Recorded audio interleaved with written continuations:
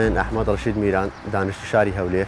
طبعا خولیای ئەسپسواری دەگەڕێتەوە لە بۆ باپیرانم، یعنی هەر قەدیم بابن کە هەمان بووە و ئەو لە مناڵی ئەو حەزم لا هەبووە من.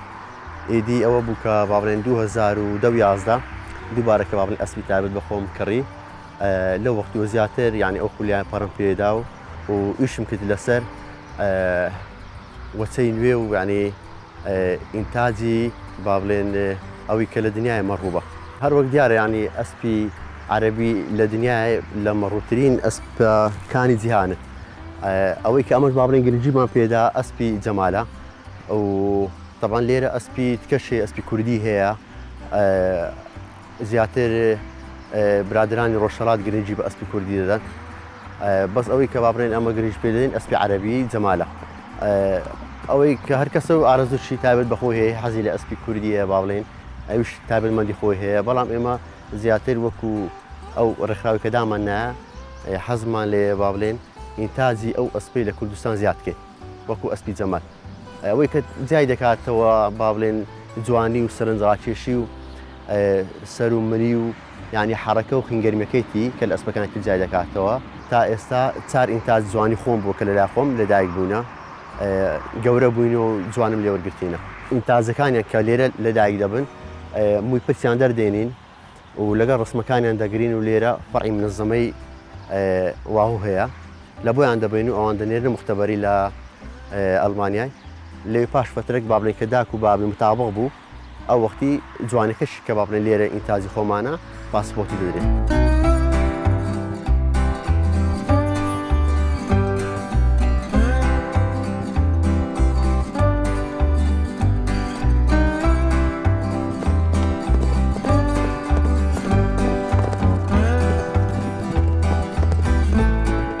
نوعیەتی ئەو ئەسپانە بەوەی کە جیادەکەرێنەوە زۆر تایبەتمەند و زۆر جوان و نادرن. نرخەکانیشیان طبعا لە $10,000 دەست پێ دەکا، یعنی تاکو $100,000 و فەما فوق یعنی زیاتر. ئەوەی کە بابڕێن لە کوردستان بابڕێن خۆمان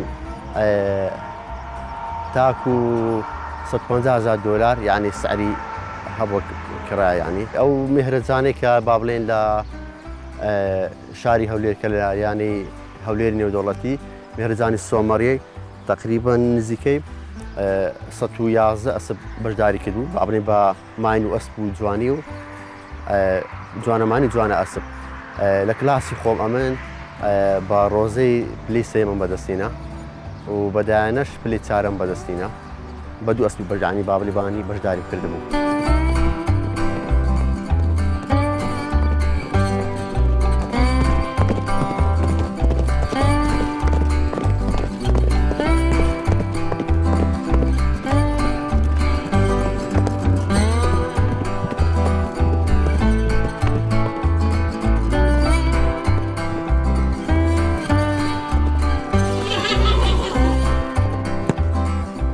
ئەسپ تاکو لەگەری نەژی یعنی نازانیت خۆشەویستێکی هەیە لە بۆ ئینسان و نازانی کە چەند پێوە متعلق و هۆگری دەبی.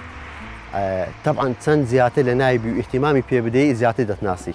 عادەتەن با بڵێن کە ئەمە دێنە ناویان با بڵین بە حکمی ئیشەکەم زیاتر پێشەم وزم ئەو شەمانتان لە ناویان بم ئیدی کە دەین با بڵین خورما جێزەرسێ ئەوانە ئەها زیاتر دەتناسی و هۆگرت دەبی و دایم کە قەشاوشی دەکەی و ینی ئەوەی کە خاوەن ئەسپە تەمەناوی دەکا یعنی بتانی دایم لە ناویان بژم یعنی زۆر زار با بڵین کە ئەمن دێمە ژۆرێ ینی بەس گیان لە سەڵکی من دەبی دەحیلێنە ینی ها دەزان کە من با بڵێن خاوەنەکەیمە ئەو ئەسپانەی کە دەڵێن ئەسپ پێ تاکناسە طبعا پێشتر هەبوو با بڵێن خاوەن ئەسپەکە بەس خودی خۆی ئەسپ سواری پێکەی دەبۆ ئەسپەی نەهێشتی ئەسپیت کە با بڵێن سواری پێ بکە بەڵام ئەگەر سیرکی لە فێرگەکان و یعنی یانەکانی ئەسپ سواری ئەسپی تایبەت بە با بڵێن پێ دەڵێن سکول ینی تابێت بە فێرکردنیان هەیە ئەسپەکان زۆر فەقیرن و ئەسپیشێ زۆر شیتانە ینی هەز دەکە ئەحساسی زۆر بەقوتە ئەگەر بزانێت و زۆر باشنی محاولەتکە بەردبداتەوە بەنسبەت خواردنی ئەسپەکانەوە ئەوەی کە با بڵێن ئەمن بەخۆم